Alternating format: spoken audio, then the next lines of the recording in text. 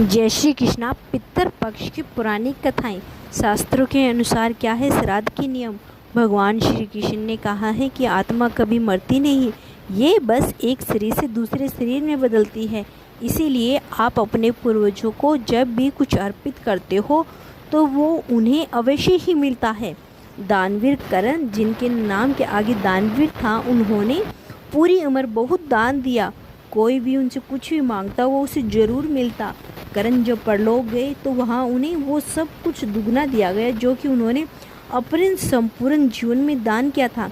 लेकिन वो सब हीरे जवाहरात और सोना चांदी थे। करण को खाने को कुछ नहीं मिला क्योंकि उन्होंने कभी भोजन दान नहीं किया था। करण भूख से व्याकुल हो गए। अंत में यमराज से विनती करके धरती पर जाकर फिर से दान करने की आज्ञा मांगी। यमराज ने करण को 14 दिन का वक्त दिया। करण ने धरती पर आकर जमकर भोजन दान किया और श्राद्ध किया। जब करण पूर्ण परलोक वापस आए तब उनके पास खाना पहुंच चुका था। इसीलिए हिंदुओं में भोजन दान करना बहुत शुभ माना गया है। श्राद्ध के दौरान तो गरीबों को भोजन खिलाना ही चाहिए। इसके जरिए वो हमारे पूर्वजों को सीधा पहुंच जाता है। कहा जाता है कि इन दिनों यमराज की आज्ञा से आत्माएं जमीन पर आती है और अपने वंशजों की ओर से अर्पित किए गए भोजन का भोग करती है। पितृपक्ष की एक अन्य पुरानी कथा के अनुसार जोगे तथा भोगे दो भाई थे। दोनों अलग अलग रहते थे। जोगी धनी था, भोगे निर्धन। दोनों में परस्पर बड़ा प्रेम था। जोगी की पत्नी को धन का अभिमान था, किंतु भोगे की पत्नी बड़ी सरल हृदय थी। पितृपक्ष आने पर जोगी की पत्नी ने उसे पितरों का श्राद्ध करने के लिए कहा तो जोगी ने उसे व्यर्थ का कार्य समझकर टालने की चेष्टा करने लगा।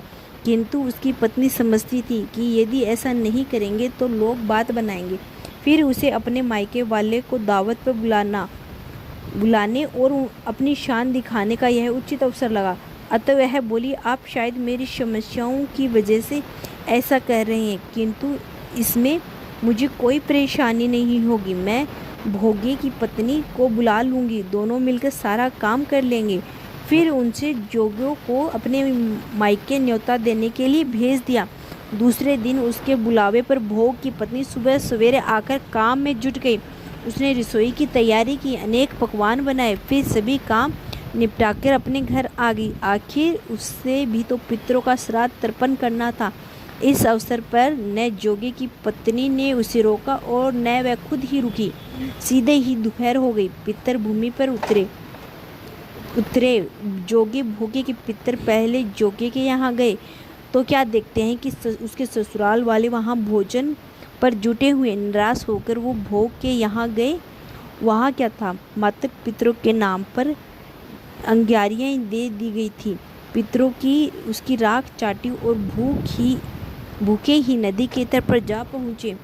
और थोड़ी देर में सारे पितर इकट्ठे हो गए और अपने अपने यहाँ के श्राद्धों की तारीफ करने लगे।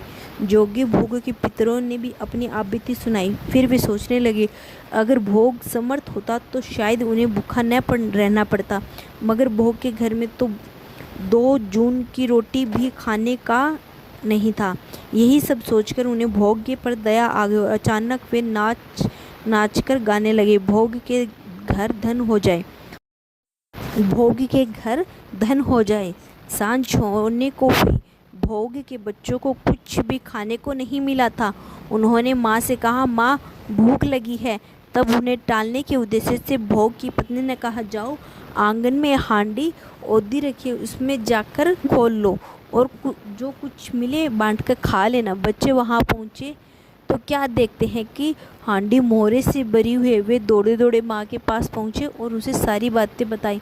आंगन में आकर भोग की पत्नी यह सब कुछ देखा तो वह हैरान रह गई। इसी प्रकार भोगे भी धनी हो गए, मगर धन पाकर वह घमंडी नहीं हुआ।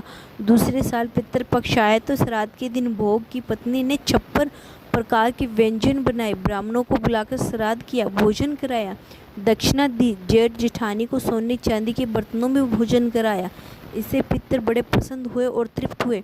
कैसे करे पितरों का श्राद्ध?